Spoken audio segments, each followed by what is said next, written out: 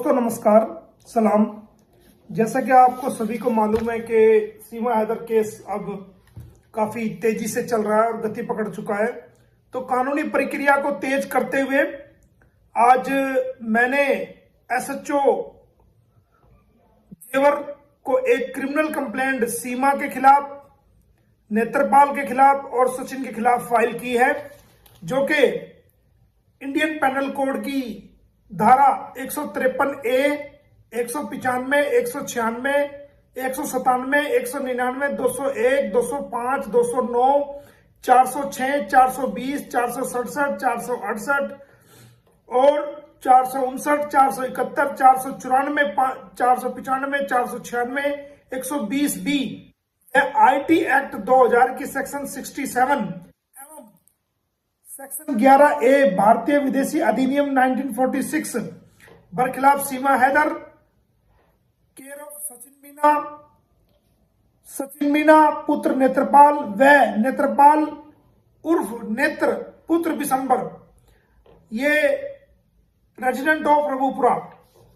जिस कंप्लेंट में हमने कहा है कि जैसा कि आप सभी जानते हैं कि पाकिस्तानी महिला सीमा हैदर, जो कि गैर कानूनी तरीके से नेपाल के रास्ते भारत की सीमा में गुलाम हैदर के 4 बच्चों के साथ, जिनकी उम्र 6 वर्ष से कम है, अपराधी सचिन पुत्र नेत्रपाल उर्फ नेत्र निवासी रघुपुरा उत्तर प्रदेश की मदद से भारत की सीमा में प्रवेश कर गई थी, जिसे रघुपुरा पुलिस द्वारा 3/7/2023 को सेक्टर 59 बल्लभगढ़ जिला फरीदाबाद हरियाणा से गिरफ्तार करके रघुपुरा पुलिस द्वारा कोर्ट में पेश किया गया था और उसके 4 नाबालिग बच्चों को बरामद कर लिया गया था तथा अपराधी सचिन को भी उसके साथ गिरफ्तार कर लिया गया था, जिसके खिलाफ दिनांक 4/7/2023 को रघुपुरा पुलिस स्टेशन में एक सेक्शन 14 1946 व 120B IPC के तहत मुकदमा दर्ज हुआ था और 7/7/2023 को अदालत से कुछ शर्तों पर सीमा हैदर को, नेत्रपाल को और सचिन को रिहा किया गया था। अदालत से जो सशर्त जमानत मिली थी, उसके बाद पाकिस्तानी नागरिक सीमा हैदर पत्नी गुलाम हैदर हाल मुकाम केयर ऑफ सचिन पुत्र नेत्रपाल रघुपुरा के यहाँ रह रही है और लगातार वो 153A सेक्शन 195, 196, 197, 199, 201, 205, 209, 206, 420, 467, 68, 494, 120B IPC व IT एक्ट की सेक्शन 67 व 11A भारतीय विदेशी अधिनियम 1946 का लगातार जो है वो अपराध कर रही है। अब आपको बता दूं कि सेक्शन 153A में क्या आता है। सेक्शन 153A में कोई भी सार्वजनिक रूप से ऐसा बयान जारी करना जो 2 समुदायों के बीच आपसी झगड़ा पैदा कर दे, लड़ाई पैदा कर दे, और 195, 196, 197 जो कि 199, 201 सबूतों को तोड़ मरोड़ दे और गलत तरीके से गलत तथ्यों के आधार पर कोई अदालत के सामने रखे। उसके अलावा 406 जो अमानत में खयानत करे, ये बीवी तो गुलाम हैदर की है, लेकिन ये गलत रूप से भारत में आकर के अनैतिक संबंध के चलते गलत तरीके से अपना शारीरिक शोषण भी अनैतिक तरीके से जो इसका हो रहा है वो 406 धारा के अंदर आता है।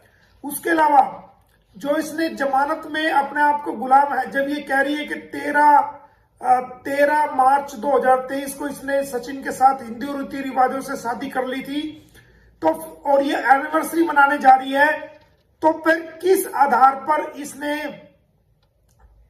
जमानत के अंदर अपना आप को गुलाम हैदर की वाइफ कहा है और एफआईआर के अंदर जो इसने फैक्ट बताए हैं, जो एफआईआर में दर्ज है, उसके मुताबिक इसने गुलाम हैदर को अपना पति बताया है।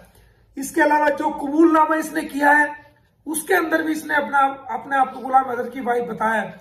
तो झूठ बोलकर फर्जी दस्तावेजों के आधार पर जो माननीय अदालत जेवर से इसने जमानत याचिका ली है, तो अगर ये सचिन की पत्नी है तो फिर हैदर की वाइफ बनकर क्यों जमानत ली? इसलिए इस पर 420 जालसाजी करने, धोखा देने, धोखाधड़ी करने की धारा 420, 67, 68, 469, 71 आती है। इस पर हमने 494 का भी धारा लगाई है, जो कि 494 धारा एक पति के रहते हुए जब एक पति जिंदा है तो बिना तलाक के किसी और व्यक्ति से शादी करना बाईगानी उसको कानून की भाषा में कहा जाता है। बाईगानी करना वो 494 में आता है। 495 में भी उसी की संज्ञा दी गई है, 496 में भी। 120 बी में जो नेत्रपाल और सचिन के ने जो इसका साथ दिया है इस अपराध को करने के लिए उन पर लागू होती है। और सेक्शन 67 जो कि आईटी एक्ट की, यानी कि मीडिया द्वारा किसी भी भ्रांति को, झूठी बात को, भ्रम को फैलाना, झूठ बात को फैलाना मीडिया के माध्यम से, वो सेक्शन 67 आईटी एक्ट 2000 की आती है। इसके अलावा सेक्शन ए विदेशी अधिनियम 1946 का भी अपराध किया है।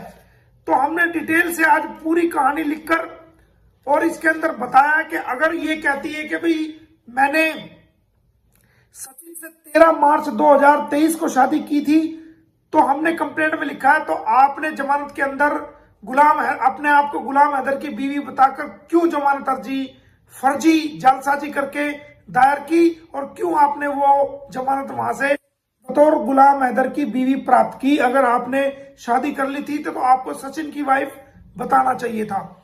तो इस प्रकार हमने सारी डिटेल के साथ आज इसका अभी कोई कानूनी तलाक नहीं हुआ है और ये किस प्रकार ये सोशल मीडिया पर कह रही है कि भाई हम अपनी एनिवर्सरी मनाने जा रहे हैं, तो वो लिखित में शिकायत भी कम से कम 20 धाराओं के तहत हमने आज एसएचओ जेवर को उनके कार्यालय में लिखित में कंप्लेंट दी है।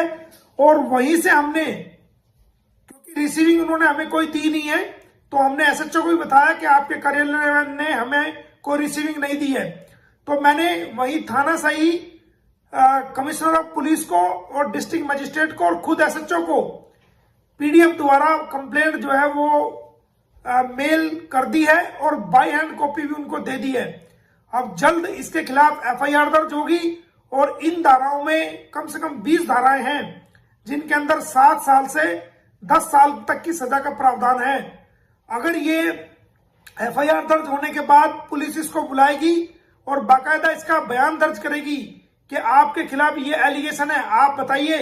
अगर ये कहती है कि मैंने सचिन से शादी कर ली 13 मार्च 2023 को, तो फिर तुमने कोर्ट में खुद को गुलाम की बीवी दिखाकर क्यों जमानत ली? तो इसके ऊपर 420, 467, 68, 471 जालसाजी की सारी धाराएं लगेंगी। अगर ये कहती है कि नहीं मैं तो गुलाम की बीवी हूं, तो फिर ये भारत देश को और देश के लोगों को क्यों गुमराह कर रही है? तो ये दोनों तरह से फंस चुकी है। अगर ये खुद को गुलाम की वाइफ बताएगी तो जब भी ये फंसेगी, और अगर ये खुद को सचिन की वाइफ बताएगी तब भी इस पर 420 की सेक्शन लागू होगी। और बहुत ही जल्द इस बात को पूरी दुनिया के लोग भी देखेंगे कि किस प्रकार इसने भारत को के लोगों को और दुनिया के लोगों को ये गुमराह करती चली आ रही है। और आपने देखा होगा कि आजकल नई नई ये झंडे लेकर के कहती है कि हमारा देश है, हमारा देश। तेरा देश कहां से आ गया? तू तो घुसपैठी है। ये भारत तो भारतीयों का है, तेरा देश तो पाकिस्तान है, तेरा देश तो ये नहीं है। तेरा देश कैसे हो गया? अभी तू यहाँ की नागरिक नहीं है, अभी तू यहाँ घुसपैठ करके आया। तेरे खिलाफ एक आपराधिक मुकदमा दर्ज है सेक्शन 14 में फॉरेन एक्ट 1946 के तहत, और भी लीगल कार्रवाई तेरे यहाँ चली। तेरा देश कहां से हो गया? तू हमारे देश को अपना देश कैसे बता रही है? तेरा देश तो ये है ही नहीं। अब ये रोज मोदी जी के नारे मार रही है, रोज योगी जी के नारे मार रही है। मोदी जी और योगी जी ने हमेशा सच का साथ दिया है, उन्होंने कभी भी गलत बात को सपोर्ट नहीं किया है। और अगर आप उनसे भी कोई इंटरव्यू में कहीं कोई पूछेगा तो वो यही कहेंगे कि इसको भारत का वीजा लेके आना चाहिए था, क्योंकि इस्लामाबाद पाकिस्तान में हमारा भारतीय दूतावास हाई कमीशन ऑफ इंडिया मौजूद है, उसके अधिकारी वहां मौजूद है। अगर कोई भारत आना चाहता है तो वो आवेदन लेते हैं और इंटरव्यू करते हैं, और जो जेन्युइन जिनका कोच होता है उनको वो कभी भी वीजा के लिए मना नहीं करते हैं। तो फिर आप घुसपैठ करके क्यों आए हो? तो ये सब ड्रामे ये कर रही है और आने वाले टाइम में आप देखना ये बचने के लिए और इससे बड़े बड़े ड्रामे करेगी। तो आप सभी भारतीयों को इसके ड्रामों से सतर्क रहना है और जल्दी ये जेल जाएगी। हमने अपनी कानूनी कार्रवाई को तेज कर दिया है।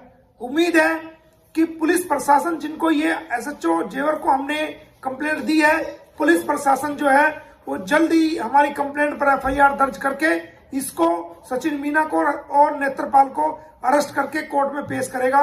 बहुत बहुत धन्यवाद। Thank you.